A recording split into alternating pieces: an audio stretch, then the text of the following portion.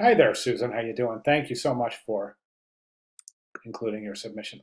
You know what? Let me just get rid of that. That was from the student before you, and let me just see where I'm at here. Okay, so here we go. I was looking for your written rationale here. Attached to my poster sketches, I choose three events that came to mind. I also happen to involve each of my three kids. That's pretty cool. Good job there. Audience is different for each since the subject matter is unique, but all of them advertising events to the public and students to generate interest and public participation. Excellent. Let's go ahead and take a look at the sketches. So the main thing I'm looking for here, right here, is this. The poster is designed to draw public. Hear from directors, producers, and actors. Okay, the main thing. Good job describing your intent. Target audience is the college students. Okay, I don't see a target audience for the first. You're saying the poster is designed to draw public in to attend the film screenings.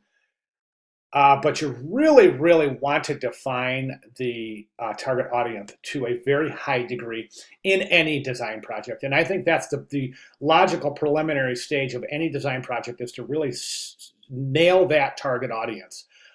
It's critically important to ascertain and define the target audience that you're trying to communicate to. Therefore, you can research and again ascertain the expectations, communicative and or other expectations of that target market, and also you can determine the best way to communicate with that target market.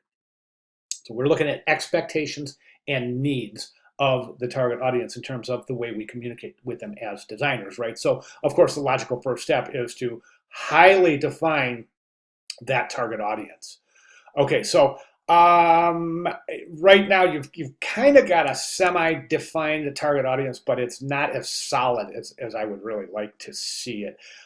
When you submit your final submission for this week, maybe, and moving forward in the class, just remember to really, really be as detailed as possible in defining the target audience. You've done a great job describing the intent of your posters. That's really fantastic. And one thing that I'm seeing in the posters themselves, and for those of you who are listening along with this critique,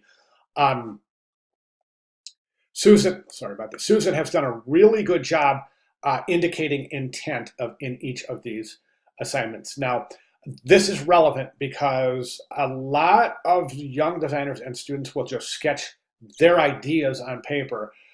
However, it's important to understand that when you do sketch your ideas for presentation, it's imperative that those ideas are able to express the communicative approach that you are establishing in the sketches. And I think this is great. The best way to do that is really to establish good, solid spatial relationships. So in other words, how big are the different design elements in the poster in conjunction to one another? These are very well defined in these three examples. And also the other thing is that you want to define whether you're using serif or sans serif typeface in your sketches. So the sketches should be pretty detailed. I think these are.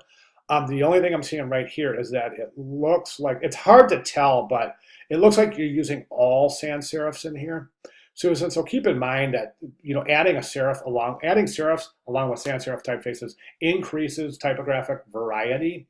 You have to be careful. I don't recommend using more than two typefaces in any one individual poster because then you're starting to talk about a lack of harmony. So we do want to establish variety, but we also want to maintain harmony by not introducing too much variety. Hope that makes sense. It's an important design principle. If it doesn't make sense, let me know. I'll be glad to clarify that. Okay, as far as the direction, please proceed in the direction you feel has the most potential. I'm not here to play art director. I'm here to help you, give you tips and give you my recommendations for improvement. I always give reasons why. If you've noticed, I'll never give a critique. I'll never make a recommendation without telling why. So in this particular case, I think the film festival is got enormous potential. I'm almost seeing kind of like a Russian constructivist approach here, and I think that would be super interesting, bringing some art history into your inspiration for the pieces. So that's fantastic. This one I think is really good too with the flames coming out the baseball. Really good ideas. This one I think won't work, and the reason being is because this seems to be purely typographic. Remember, this is a class in illustration. So we want to concentrate on advanced illustrative techniques and really pushing our comfort level. To establish good experimentation with new techniques that you're learning. So in other words, push yourself out of your comfort zone and explore new techniques and ideas. So I'd say this one is out simply because it doesn't have the illustrative technique I think needed for this piece, but either of these two would be fantastic. I'm really interested in this film festival. I just think it's just got so much potential.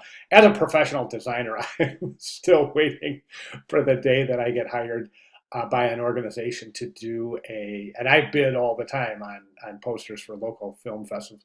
I want to design a film festival poster before I retire in my career. So I'm still waiting for that call, but that would be a fascinating approach. So, okay, great job. Questions, comments, concerns, or clarifications, please let me be the first to know, and I'll be glad to provide anything that you need in that regard. Thank you so much. And again, please don't hesitate to contact me with questions. Thanks, Susan.